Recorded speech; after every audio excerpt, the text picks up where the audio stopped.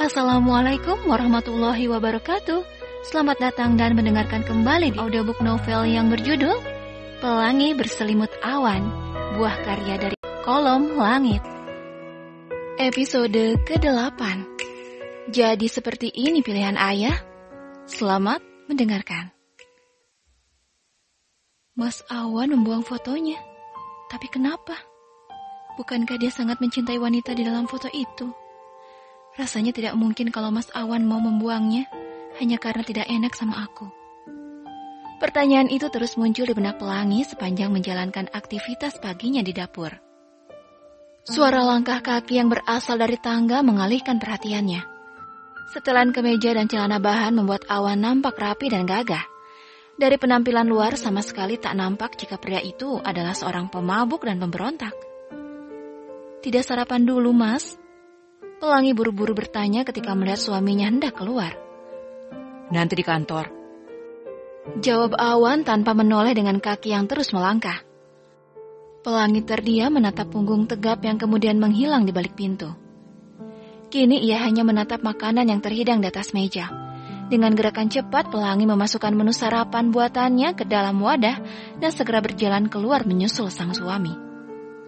Mas, tunggu!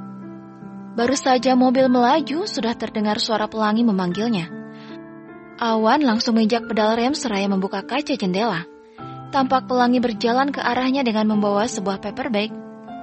Ada apa? Mas belum sarapan. Ia menyerahkan paper bag. Ini aku bungkus, nanti Mas bisa makan di kantor. Awan meraih benda yang baru saja diberikan istrinya dan meletakkan di kursi sebelah. Makasih. Tapi lain kali tidak usah buat sarapan untuk aku. Aku akan sarapan di kantor saja. Meskipun suara Awan terdengar pelan, namun begitu menusuk hati Pelangi. Wanita itu hanya dapat mengangguk pasrah. Pandangannya mengikuti mobil suaminya yang mulai menjauh. Dalam hati bergumam, sekeras inikah usaha Awan untuk membangun jarak di antara kami? Memikirkan itu, hati Pelangi seperti ditikam belati tajam. Kesibukan di kantor membuat Awan tak sempat untuk sarapan. Biasanya ia akan sarapan di sebuah kafe yang bersebelahan dengan gedung kantornya. Namun, pagi ini seperti kehilangan selera makan yang ia sendiri tak mengerti apa sebabnya. Entah karena membuang foto Priska, ataukah wajah sedih Pelangi yang sejak semalam terlihat sangat jelas, bahkan sampai pingsan. Jarum pendek pada jam dinding pun sudah menunjukkan angka 10. Awan melirik sebuah paper bag yang tadi diberikan Pelangi. Masih jelas dalam ingatannya betapa nikmat nasi goreng buatan istrinya kemarin. Sarapan ini sajalah. Ia membuka kotak makanan dan kembali terheran melihat isinya. Omelet makaroni. Dia tahu dari mana aku suka makanan ini. Apa Beminah yang memberitahu? Akhirnya Awan sarapan dengan makanan buatan Pelangi. Satu hal yang ia tahu, masakan Pelangi benar-benar enak. Ia yang tadinya seperti kehilangan selera makan malah menghabiskan omelet makaroni buatan istrinya. Terdengar suara pintu diketuk. Disusul oleh kemunculan seorang wanita yang masuk setelah Awan menyahut. Pak Awan, 30 menit lagi ada agenda rapat dengan PT Inco. Semua sedang bersiap-siap di ruang rapat. Iya, saya ke sana sekarang. Terima kasih. Awan mempercepat langkahnya menuju ruang rapat. Setibanya di sana, semua orang tampak sedang bersiap. Pria itu pun berdiri di hadapan semua orang dengan gagah. Pagi ini, ia akan mempresentasikan perencanaan pembangunan sebuah hotel mewah. Baru saja mulutnya terbuka untuk menyapa seluruh anggota rapat, ia sudah dikejutkan dengan keberadaan seorang wanita cantik di ruangan yang sama. Awan membeku. Setengah tahun berpisah, terjadi perubahan besar dalam diri wanita itu, yang pastinya jauh lebih cantik. Priska? Hura-hura kehidupan malam dan mabuk-mabukan adalah sesuatu yang biasa dalam kehidupan Awan. Malam setelah meninggalkan kantor, bukannya pulang menemui istrinya yang sendirian di rumah.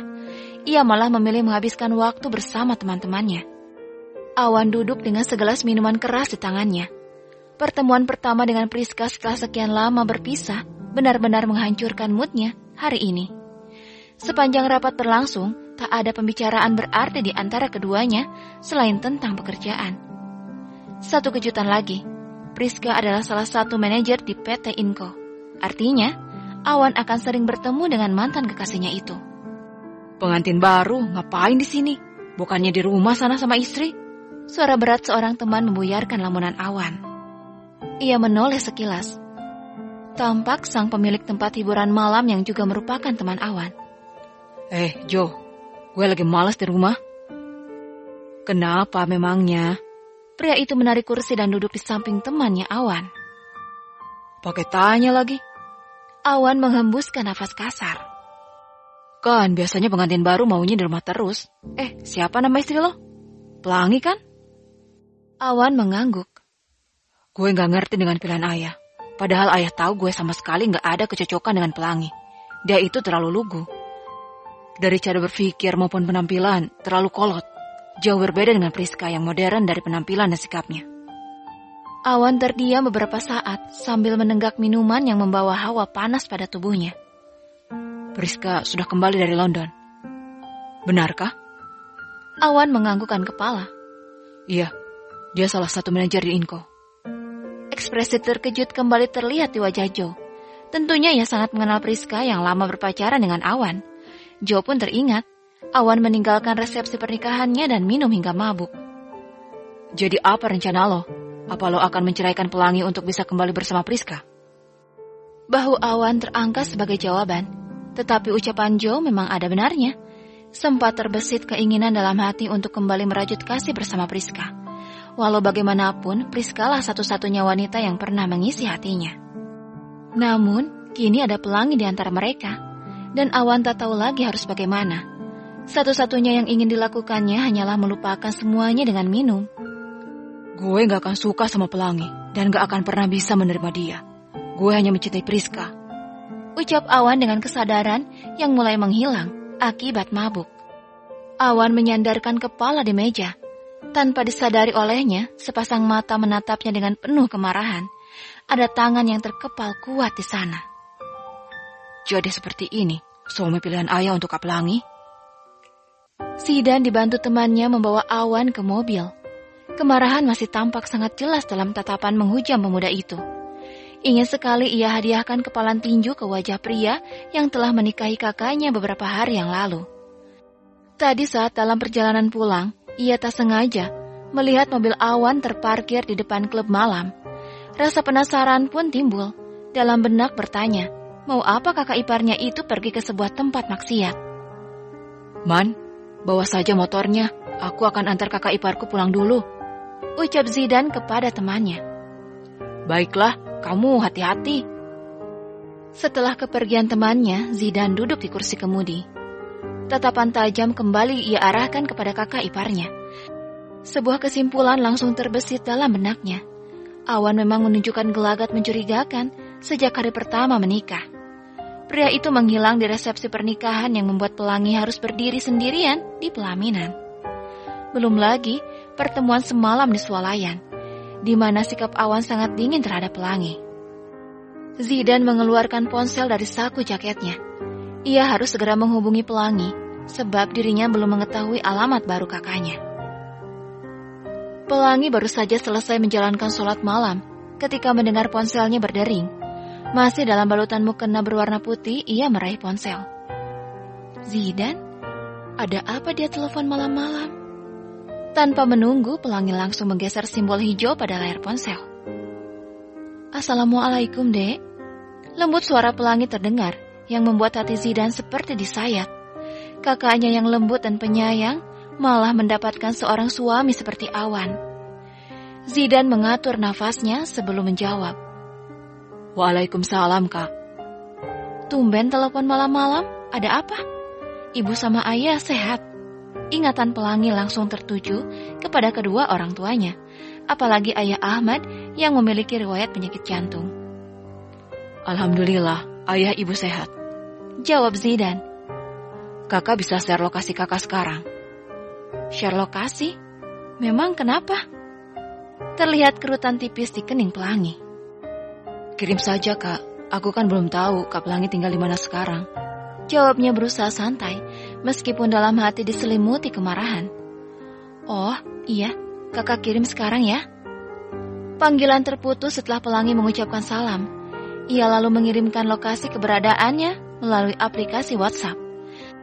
Sedikit heran terlintas dalam benaknya, sebab Zidane tak pernah menghubunginya di larut malam seperti sekarang, apalagi hanya untuk urusan sepele. Terlebih, kini Pelangi sudah menikah dan sedang dalam masa pengantin baru.